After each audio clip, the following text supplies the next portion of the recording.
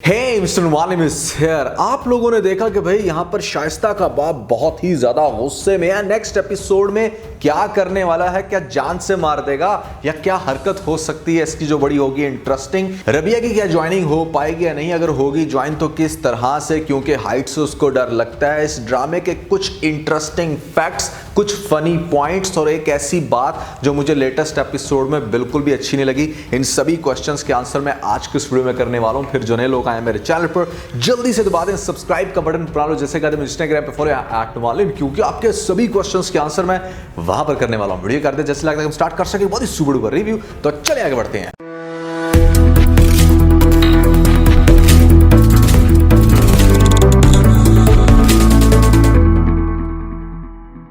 अच्छा, सबसे पहले मैं डिस्कस करना चाहूँगा मुझे लेटेस्ट एपिसोड में ऐसा कौन सा पॉइंट है जो इतना अच्छा नहीं लगा। वो ये कि थोड़ा बहुत कहीं ना कहीं आपको रेसिज्म को प्रमोट करते हुए दिखाया जा रहा है, जहाँ पर बहुत सारी लड़कियों को इस तरह से कैटेगराइज कर दिया गया कि ठीक है कोई डिफरेंट एरिया से है, अपनी डिफरेंट लुक रखती है, लेकिन उसको टॉन्टिंग वे में प्रेजेंट नहीं करना चाहिए। जैसे आपने देखा कि महजबीन यहाँ पर शाइस्ता को देखकर कहती है कि हाँ तुम अपनी ड्रेसिंग से पेशावर की लग रही हो। मतलब I personally love so many girls from Peshawar जो मेरी फैंस हैं and they look stunning, they have so much knowledge of the fashion. मतलब इट्स नॉट कंपल्सरी कि अगर कोई लाहौर से है तो वो पंजाबी ही बोलेगा, अगर कोई इस्लामाबाद से है तो वो बहुत ज़्यादा मॉडर्न होगी।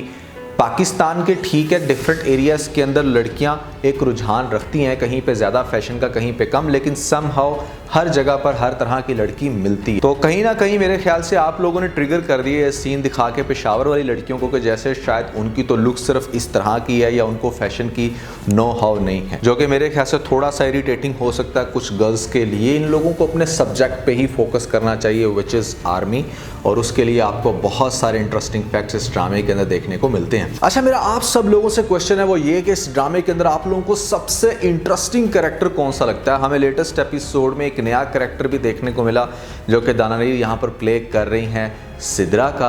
अब ये सिद्रा का कैरेक्टर भी बहुत इंटरेस्टिंग है, थोड़ा सा फनी। यहाँ पर कुछ इस तरह की लड़की जो बहुत ज़्यादा सोफिस्टिकेटेड सी रिलीजियस दिखाई गई। यहाँ पर बोलने का जो इसका स्टाइल है वो टिपिकल लाहौरी पेंडू लड़कियों वाला है, बट थोड़ा फनी कैरेक्टर है। क्या आपको ये सबसे इंटरेस्टिंग लगता है आपको रबिया का कैरेक्टर, या यहाँ पर महजबीन का, उसके साथ आपको लड़की देखने को मिलती है परिवश, और परिवश के साथ हमारे पास शाइस्ता। इन चारों पांचों कैरेक्टर्स में से कौन सा कैरेक्टर अब तक सबसे ज़्यादा आप लोगों के लिए इंटरेस्टिंग है, जल्दी से मुझे कमेंट सेक्शन में बता दीजिएगा और मैं इस वीडियो के लास्ट में बताऊंगा कि मुझे कौन सा ज़्यादा इंटरेस्टिंग लगा। कुछ इंटरेस्टिंग फैक्ट्स हैं इस ड्रामे में, जिसमें पहला पॉइंट तो ये है कि भाई यहाँ पर आपने देखा कि फाइनली एक फीमेल कैरेक्टर ने इस बात को एडमिट कर ही लिया, चाहे ड्रामे के अंदर ही सही, कि मेकअप से आपकी लुक्स बहुत ज़्यादा चेंज हो जाती हैं। और मैं हमेशा एम्फसाइज करता हूं कि आपको रियल लाइफ में अपनी डाइट्स के अंदर चेंज करके या कुछ नेचुरल चीज़ों पे फोकस करके अपनी ब्यूटी को इन्हांस करना चाहिए, ना कि मेकअप से आप बिल्कुल अपनी लुक्स को चेंज कर लो।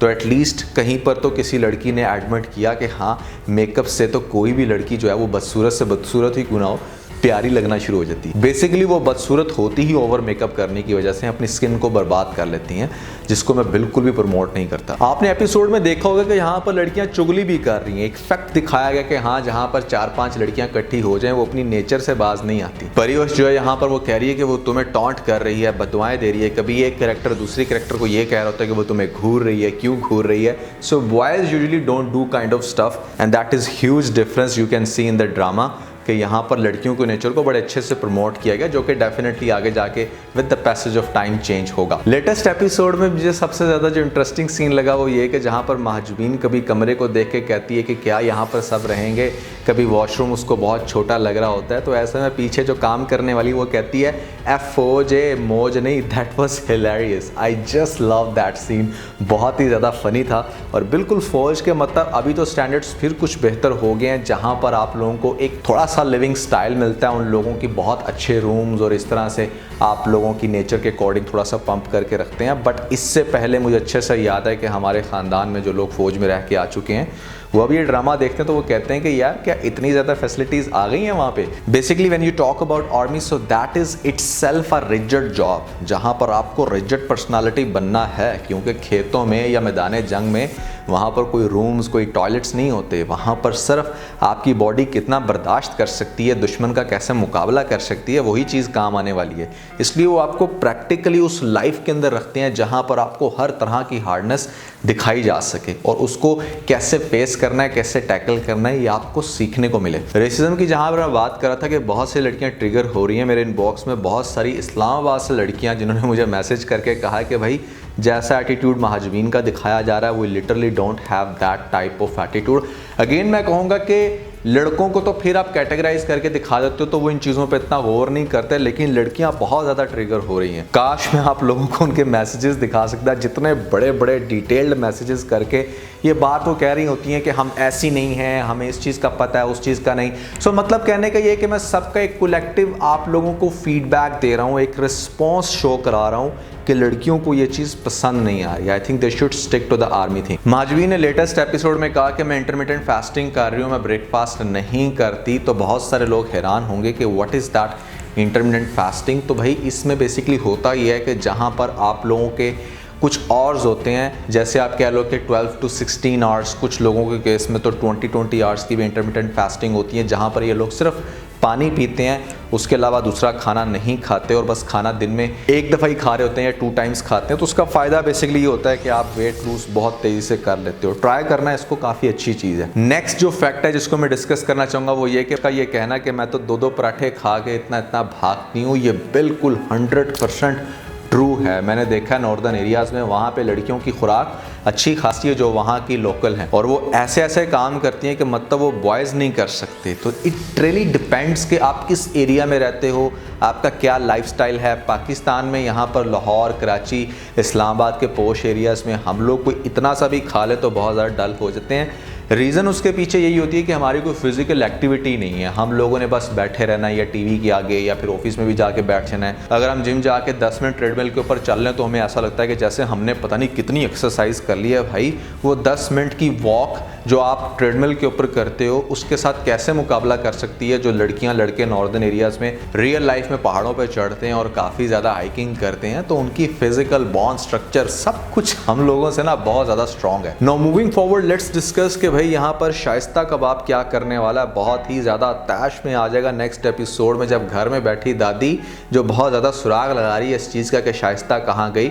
फाइनली उसको पता चल जाएगी ये बात कि भाई वो तो घर में नहीं है और उसको मौका मिल जाएगा शाइस्ता के ऊपर एलिगेशन लगाने का कि भाई तेरी बेटी तो भाग गई, क्योंकि शाइस्ता उसको सीधी सीधी सुनाती थी और वो उसके बहुत खिलाफ है। तो वो अपने बेटे को यानी कि शाइस्ता के बाप को बुला के कहेगी कि तेरी बेटी तो भाग गई और तुझे पता भी नहीं है। और माँ और जो छोटी बहन है वो ये बताने की कोशिश करेंगे कि भाई वो भागी नहीं है, वो बेसिकली फ़ौज में भर्ती होने के लिए गई है और वो फ़ौज में अफसर बनना चाहती है। तो बाप काफ़ी ज़्यादा गुस्से में कहता है कि फ़ौज में अफसर बनेगी, मुझे सब पता है। और वो पूछेगा कि कहाँ गई, किसके साथ गई, तो छोटी बहन बता देगी। तो भाई वो जिस लड़के के साथ गई है बाप को उसका पता है, पिस्तौल लेके जाएगा ये समझ के कि शायद वहाँ पर उसके साथ ही भागी होगी, उसके साथ ही रह रही होगी, तो मैं देख के गोली मार दूंगा। लेकिन जब जाएगा उसके कमरे में देखेगा वहाँ पे शाइस्ता तो है नहीं, उससे पूछेगा कि कहाँ पे है, तो वो बताएगा कि भाई वो वाकई फ़ौज को, आर्मी को ज्वाइन करने के लिए गई थी और वहाँ पर टेस्ट दे रही है। तो उसका बाप वहाँ पर पहुँच जाएगा। अब वहाँ पर जाने के बाद जब बाप देखेगा कि भाई वहाँ पर सिर्फ उसकी बेटी नहीं और भी बहुत सारी लड़कियाँ हैं जो ट्रेनिंग कर रही हैं, और हो सकता है कि नेक्स्ट एपिसोड में आपको ये दिखा दिया जाए कि शाइस्ता की बहुत अच्छी परफॉर्मेंस थी और वहाँ पर बहुत जल्दी क्लियर हो गई है। तो जो ऑफिसर्स होंगे वो देखेंगे और वो उसके बाप को अप्रिशिएट करेंगे कि माशाल्लाह आपकी बेटी जो है वो बड़ी टैलेंटेड है।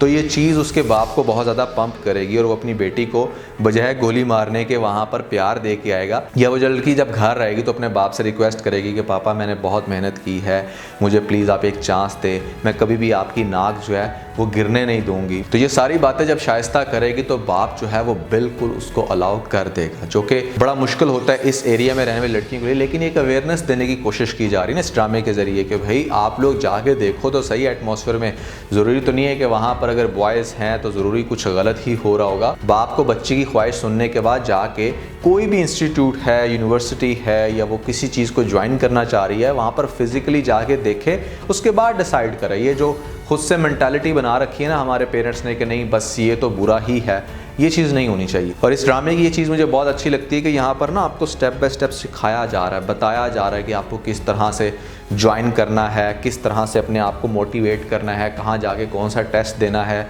क्या क्या कंडीशंस आप लोगों को देखने को मिल सकती हैं। फिर बड़े अच्छे से कैटेगराइज भी कर दिया कि अच्छा कोई लड़की होगी जो हाइट से डरती होगी, किसी लड़की का आईक्यू बहुत अच्छा नहीं होगा, हर इंसान के साथ डिफरेंट सिचुएशंस हो सकती हैं। जैसे रबिया के केस में क्या होगा कि भाई वो हाइट से बहुत ज़्यादा डरती है और हो सकता है कि फ़र्स्ट टाइम उसको क्लियरेंस ना मिले, लेकिन फिर जब वो थोड़ा सा अपने आप को इम्प्रूव करे या हो सकता है कि उसका पैशन देख के, उसकी बाकी एबिलिटीज़ को देख के फ़ौज उसको अलाउ कर दे कि हाँ ठीक है वो ज्वाइन कर सकती है। सो ये सारी कंडीशंस जो आपके माइंड में चल रही हैं कि शायद मेरे में तो ये चीज़ है, मैं नहीं कर सकती, जैसे इसमें आपको हर कैटेगरी की लड़की दिखाई है कि अगर कोई बहुत ज़्यादा रिलीजियस है, कोई बहुत ही कंजर्वेटिव फैमिली से है या बहुत एडवांस फैमिली से है या मिडिल क्लास फैमिली से है, सबके साथ कौन कौन से सिनेरियोस होते हैं। तो आपके सारे क्वेश्चंस के आंसर अगर आप फोर्स को ज्वाइन करना चाहते हो इस ड्रामे के अंदर बड़े आराम से आप लोगों को मिल जाएंगे। तो हम बात करते हैं यहाँ पर सबसे ज़्यादा इंटरेस्टिंग कैरेक्टर मेरा कौन सा है। तो भाई आप लोगों ने नीचे कमेंट सेक्शन में बता दिया होगा। मुझे अब तक जो सबसे ज़्यादा मज़ा आ रहा है ना वो यमुना ज़ैदी को देखने का आ रहा है यार। बहुत ही कमाल का शाइस्ता का रोल है,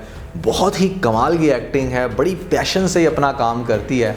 मतलब हर ड्रामे में ही आप देख लो, चाहे ये इश्किला है या कोई भी दूसरा ड्रामा, हर ड्रामे के अंदर मतलब ये छाई हुई है। इस ड्रामे के अंदर भी मुझे इसका रोल, इसकी एक्टिंग बहुत ही ज़्यादा इंटरेस्टिंग लगी। और जो दूसरा कैरेक्टर इंट्रोड्यूस हुआ दाना नीर का, जिसको बहुत सारे लोग क्रिटिसाइज़ कर रहे थे कि शायद वो अच्छा परफॉर्म ना करे या पर्ची दे के आई है, दिस एंड दैट। यार देखो, कोई कैसे भी फेमस हुआ है, एटलीस्ट आप उसके फैशन को, उसके वर्क को और उसकी ओवरऑल क्वालिटीज़ को देख के ऑब्जर्व किया करो। नॉट लाइक के मतलब एक लड़की ठीक है जिसकी वीडियो वायरल हो गई थी, अब उसे ड्रामे में काम मिल गया तो आप लोग जेलस फील करना शुरू कर दो। नहीं, वो बहुत अच्छा कर रही है। मुझे बड़ा मज़ा आया उसका रोल देख के।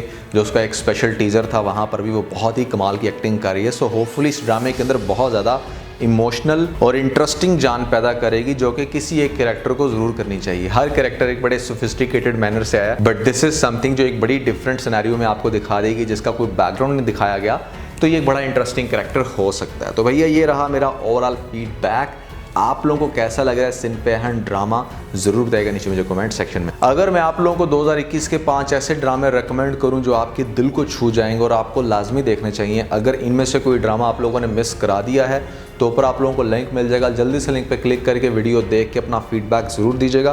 कोई ड्रामा मिस कराया इनमें से तो ज़रूर उसको स्टार्ट कर लें, ये सब ड्रामे बहुत इंटरेस्टिंग है। तो आज के बस इतना है। अगर आपको इस वीडियो के अंदर कोई एक पॉइंट अच्छा लगा तो आप इस वीडियो को लाइक जरूर कीजिएगा, अपने दोस्तों के साथ ज़्यादा से ज़्यादा वीडियो को शेयर करने की कोशिश करें, स्पेशली उन दोस्तों के साथ जो पाकिस्तानी ड्रामास के बहुत बड़े फैन है। चलिए तो सब्सक्राइब बटन के ऊपर जरूर क्लिक कीजिएगा और कमेंट सेक्शन में मुझे अपना फीडबैक देना मत भूलिएगा। और ये सारे काम करने के बाद आप बेल को प्रेस कर लीजिएगा ताकि लेटेस्ट अपडेट आप लोगों को सबसे पहले मिल सकें। इसके साथ बहुत सारा ख्याल रखें। Stay motivated and God bless you.